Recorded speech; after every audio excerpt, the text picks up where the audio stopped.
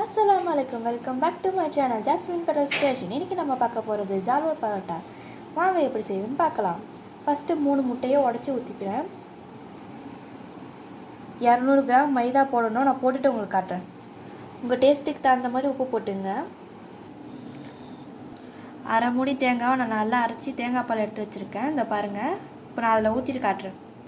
இந்த பாருங்கள் ஃப்ரெண்ட்ஸ், நான் ஊற்றிட்டேன். கட்டிகள் இல்லாமல் கரைச்சிங்க. நான் கரைச்சிட்டு உங்களுக்கு காட்டுறேன். இந்த மாதிரி கரைச்சிக்கணும். இந்த கட்டியாகவும் இல்லாமல் ரொம்ப தண்ணியாகவும் இல்லாமல். இதை பாருங்கள், இந்த பதத்தில் இருக்கணும். இந்த மாவை 1/2 hour ஊற விடணும். நான் 1/2 மணி நேரம் கழித்து உங்களுக்கு காட்டுறேன். இந்த பாருங்கள் ஃப்ரெண்ட்ஸ், 1/2 மணி நேரம் ஆகிடுச்சி. நான் இந்த மாதிரி ஒரு பவுலில் ஊற்றி வச்சிங்க. அப்போ தான் ஊற்றுறது ஈஸியாக இருக்கும். நான் ஊற்றுறேன் பாருங்கள். இந்த பாருங்கள் ஃப்ரெண்ட்ஸ், இந்த மாதிரி செஞ்சு பாருங்கள். கையை இதில் டிப் பண்ணிட்டு நான் கல்லில் ஊற்றுறேன் பாருங்கள். இந்த மாதிரி டிப் பண்ணி ஊற்றுங்க. மெல்லீஸாக வரும்.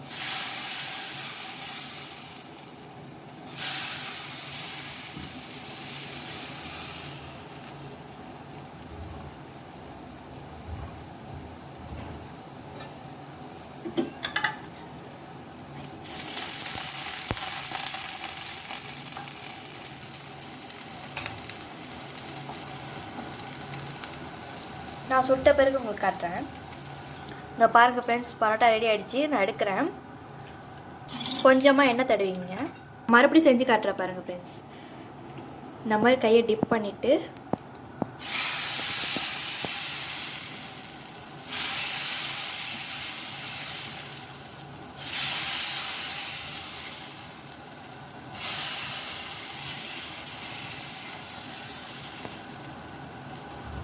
கொஞ்சமாக எண்ணெய் ஊற்றிட்டு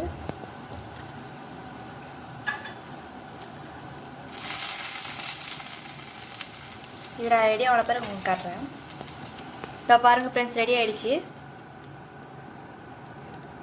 இதை பாருங்கள் ஃப்ரெண்ட்ஸ், நான் மறுபடியும் ஒரு தடவை செஞ்சு காட்டுறேன்.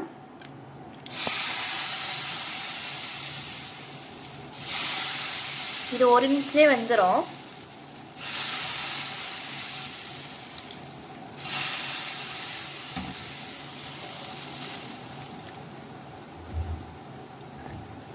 நான் எல்லாத்தையும் சுட்டு முடிச்சுட்டு உங்களுக்கு காட்டுறேன்.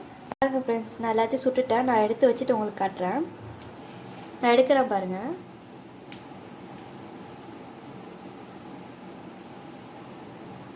இந்த பாருங்கள் ஃப்ரெண்ட்ஸ், நான் வச்சுட்டேன். நான் பிச்சு சாப்பிட்டு காட்டுறேன்.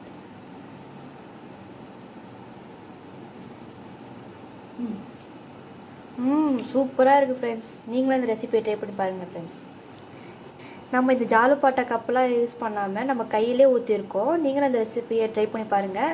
முக்கியமாக இந்த கையில் ஊற்றி ட்ரை பண்ணி பாருங்கள். அப்போ தான் மெல்லிஸாக வரும், கிறிஸ்பியாக இருக்கும்.